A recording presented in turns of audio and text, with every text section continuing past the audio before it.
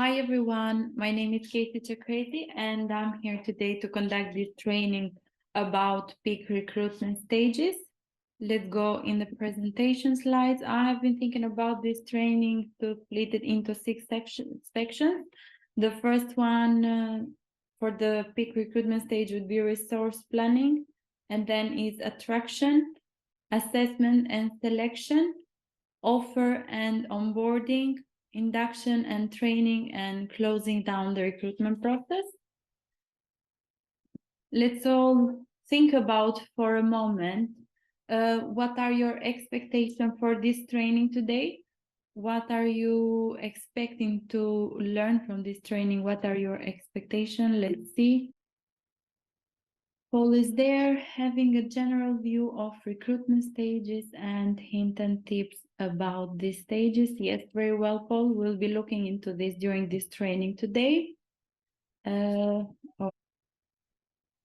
Yes, Leonard, the key points of recruitment, very well. We'll be looking into this as well once we go stage by stage. Then we'll see the key points of the recruitment in general. The first thing that we have to know when we plan the recruitment is the budget that we have available, and how we would do the resource planning. This is very important and crucial because once the budgets are received, then we'll need to convert what we can spend into vacancies. And then when we spend this into vacancies, we'll have to know for whom are we searching for, what are the skills that we are looking for. And then also it's very important to know how much experience is required for the role, so then we know that we have hired the right person with the right skills in the right time. Another thing when recruiting that is very important is to get the right timing, because timeline is crucial to know. For example, when we'll start with the job requisition, which is always advised to start 4 to 5 weeks before the start date of this position. And when we have this job requisition, we need to know that it should be open for a minimum of 2 days and for a maximum of 7 days. This is like the timeline available for that. And the next stage in here would be to shortlist the applicants for the interview, which is very important because at this moment, the recruiter should ask themselves how many applicants they need to shortlist, how many applicants do they need for this job requisition to find out then who is the best fit for the role. And the other one is to hold the interviews 2 to 3 weeks before the start date. And when holding interviews, it's very important to start calling the applicants prior to arranging their interviews. And later on, 1 to 2 weeks before the start date, it's very important to make the job offer and to check each and every candidate if they have accepted this offer or not, because then this would make happening the induction later, which is like 0 to 1 week before the start date. The induction is going to happen, and the onboarding stage as well. Advertising the vacancy. So as you all know, the vacancies should be advertised on the brass ring, which is the website of our organization. And in addition to that, posters can be used as well, just to advertise this within the company in case we'll have any internal application apart from the external ones. And a very important thing at this stage is that sometimes organization can struggle with the internal recruiting or the way how they are doing the advertising of this vacancy. So they can reach out to some external job providers, such as Job Center Plus. This is an external provider which you can get through contact from the government website, and it's very, very helpful in case you are struggling with finding the right people for that vacancy. Posting a job requisition. This is very important because this is going to make it happen, the brass ring, as the best practice. And each and every time you post a job to be advertised, then there are some amendments that are necessary to be done. Let's start with the first one. This is the location. It's very important to enter the name of your organization or your company branch in the job description, so then all the candidates would know what the location of this job role is. And employment type, this should be entered the right contract type, which it can be a fixed term contract, which it can be a permanent one or a temporary one. And then the next one, it's full-time or part-time, which it should be replaced here with a number of hours per week. It can be a 20 hours contract, it can be a weekend contract, just 16 hours, it can be a 40 hours contract, so it depends on that. As well, contracted hours, this should be very specific, with where you can enter or you can delete as appropriate the contracted hours if you want to show this. Working pattern, you don't have to edit this, it's very important. This is automatically from the brass ring, so please do not edit that. And for the salary, this is something that I would like to have your opinion, everyone, please, because there are some different opinions about that. What do you think? If the salary should be posted in a job requisition, in the job description or not? So for that, I'm going to be using a tool now, which is called Classroom Screen, and it's going to choose one of you randomly. And please, you'd have to answer this question. What do you think about Go? Let's try. It's Leonardo. What do you think, Leonardo? Should the salary be included in a job description? Hi, Kejsi. Hi. I believe Yeah, go ahead. because if it doesn't mention salary, then it doesn't serve your business. This can prevent any negative assumptions for the company. Yeah. Yeah. That's correct. Yeah, that's a very good way of thinking. In case something negative would come to the company later, it's better to prevent this. So yeah, this is a very good opinion. Anyone else? Hi, Kejsi. I think no, because but at the interview stage, the employer has to mention if it is not mentioned before.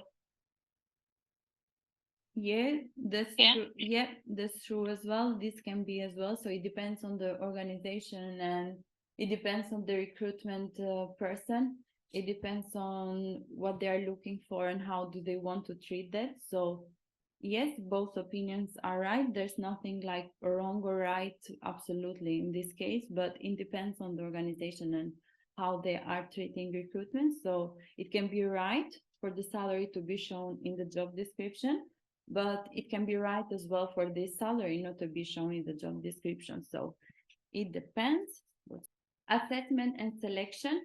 In this stage is very important the way how you would shortlist all the candidates, where I would mention here and I would highlight here that is very important how to sort all the applicants, where in this case would be a situational judgment test, and you would be able to see how each and every candidate would score in this test, for then you being able to sort them one by one all together.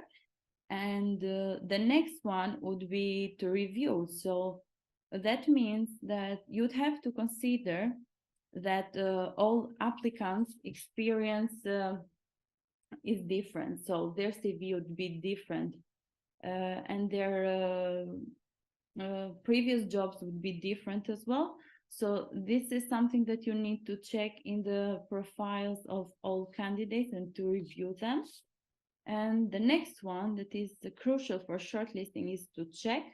So that means that before shortlisting a candidate, you'll have to check here their availability, because it depends on the job role that you are posting or the vacancy that you have available, because sometimes the candidate can be fully flexible for whatever you offer them. but sometimes some of them are very specific, so they cannot work on the Saturday, or they cannot do weekends, so they cannot be, for example, in a rota based uh, job. So this is very important to check how they would like to work. So from the moment that you have sorted the candidates, you have reviewed their experience and their CVs, and then you have checked and double checked their availability, then shortlisting of this candidate is going very well, it's pretty well. And after that, you have to move in the next stage, which is selection criteria. In this case, is very important how you would apply this criteria to select the right candidates. So it's very important for the candidates to have the passion for organization culture, for the customers, for people, for sales, for costs as well. So all this would make you able to assess the candidates right. And by looking all of these types, and then the expected pass mark for each section is 3 out of 5 in this case, with an overall pass of 15 to allow in this case the strengths and weaknesses in different areas. And if the score is higher, it means that the candidate is very suitable for the role.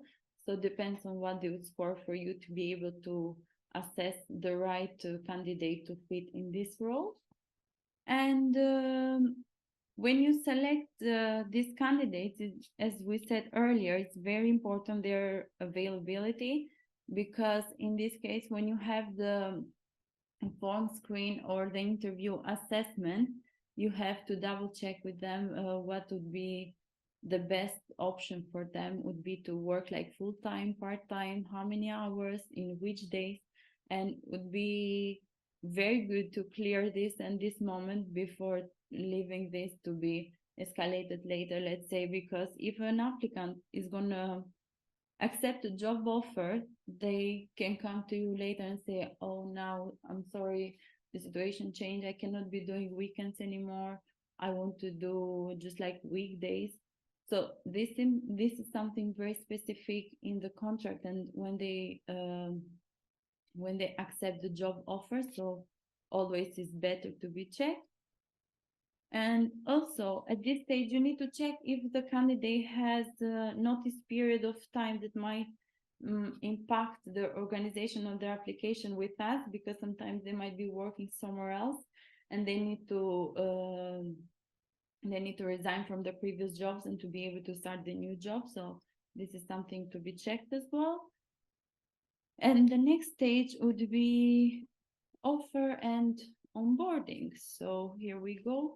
In this case, it's very important, after the candidate has been accepting the offer for this job position, we need to check some tasks that are very important to be completed prior to the induction stage. The first task is acceptance, where we need always to give the candidate acceptance deadline for the job offer, and then for us being able to understand that they have fully accepted their job offer. The next one would be the workday tasks. So it's very important for all the candidates to complete all the workday tasks that they have, all the checklists that they have.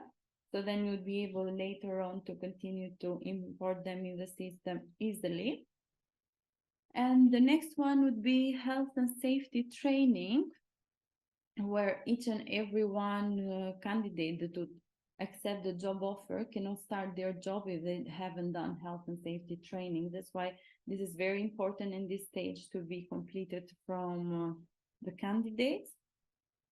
And the other one is the contract. Yes, as long as they accept the offer, we should preparing the contract and to get ready for their onboarding. So this is very important as well. Let's continue. Is employee file. So we need to prepare their personal file. We need to prepare all the induction material in here, just to guarantee that the induction later is going to be smooth as well. So we prepare everything in advance.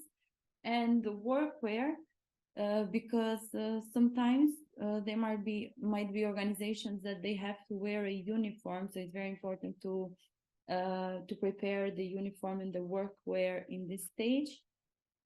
And let's continue. The next one is references, where we need to check for all the candidates in case they have been providing any reference from the previous jobs or from their previous positions. Then this is the moment where we have to double check for these references, how accurate they are, and to double check with their previous employer what they say at this stage. And the last one for this onboarding preparation is the P45, in case they would have it from their previous job, or a starter checklist if they will need to complete this prior to induction, if they didn't have like a job before, like a proper job before. So here we go. This is all at this stage. Induction and training is very, very important before their job role, because this is going to be the way how you will induct these people, and the way how you train them is going to make sure that they would be able later to be confident enough on what they are doing or what is expecting them in that job position. So the progress with the organization's induction program has been adapted at this stage and reduced for fixed-term colleagues, because when we recruit for peak trade, then it means that we won't have that much time available at this stage. So that means that the program has to be adapted at this moment. And during the induction, also the person who is doing the induction needs to communicate the pay days and how it works, in case if it's a salary or in case it's a hourly pay rate. They need to inform all the candidates at this moment that this is the pay that you'll be receiving on this day, on that date. This is the way how you can access your pay slip. So just to prevent any confusion for later. And also, it's very important to explain how it works with holiday. How many days holiday do they have during the holiday year? When can they book these holidays? How can they book these holidays? Because sometimes there are organizations that don't allow you to use holidays like in a block of 4 weeks, let's say. It's very difficult to get this. So that's why at this moment is crucial to understand and to explain this. And also all the colleagues need to know that they would be subject to a probationary period, including a 1 month and 2 month review. So then from the moment that they will pass this probation period, is going to go through the performance management later. The last stage of the peak recruitment is closing down a job requisition. So after we have done all the resource planning, after we have done all the advertising of this vacancy, and we have assessed the candidates, we have selected the candidates according to the criteria that we had. And then after we made the job offer and the onboarding preparation, we had the induction, we had the right training for the colleagues, then it's moment to closing down this job requisition, because it means that the vacancy is filled now and it needs to be closed down as soon as possible, to make sure that all the applicants have the best possible experience after applying for a job with us.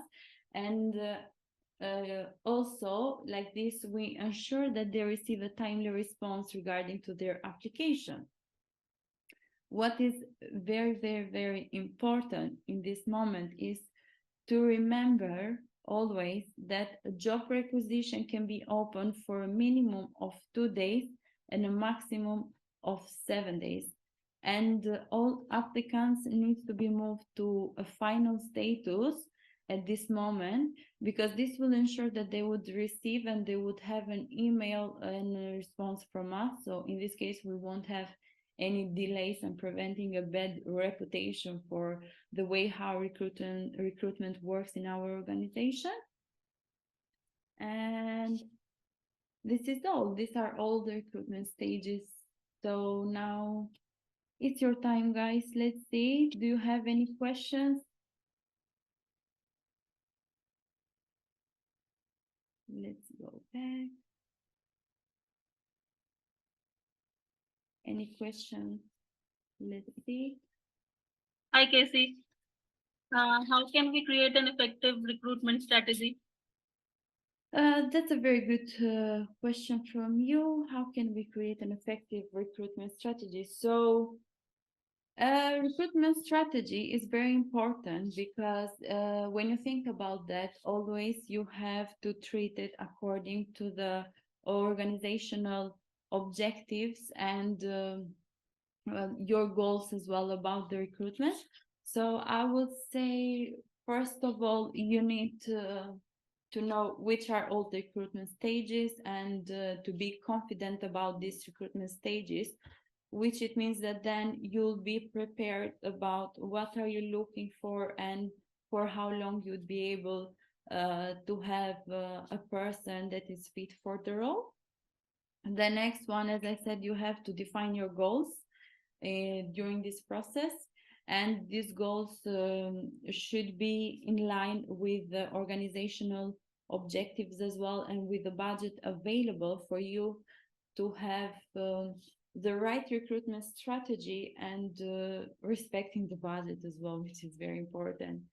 And something else that would be very helpful while you are doing your recruitment strategy is to review all the policies and to review all the procedures in place, and just to double check if there is something that needs to be improved or that needs to be changed, or if there's something that needs to be discussed for any potential change later, that because this might impact the way how the recruitment would go later. And something else as well that I would like to add here is you should have a very strong focus on the way how you represent your employer brand, because all the process, how you do the recruitment, is going to show the face of your company, is going to show the face of your organization. So it's going to show how you treat the colleagues later. So this is very important for you to treat it right, so the employer brand is going to be correct and showed as it should be for everyone. So let's see, any other question? Thank you very much, Paul. Thank you, everyone. So it looks like we don't have any other question. All right, then. Thank you for your time. Hope you enjoyed. Thank you. Bye-bye.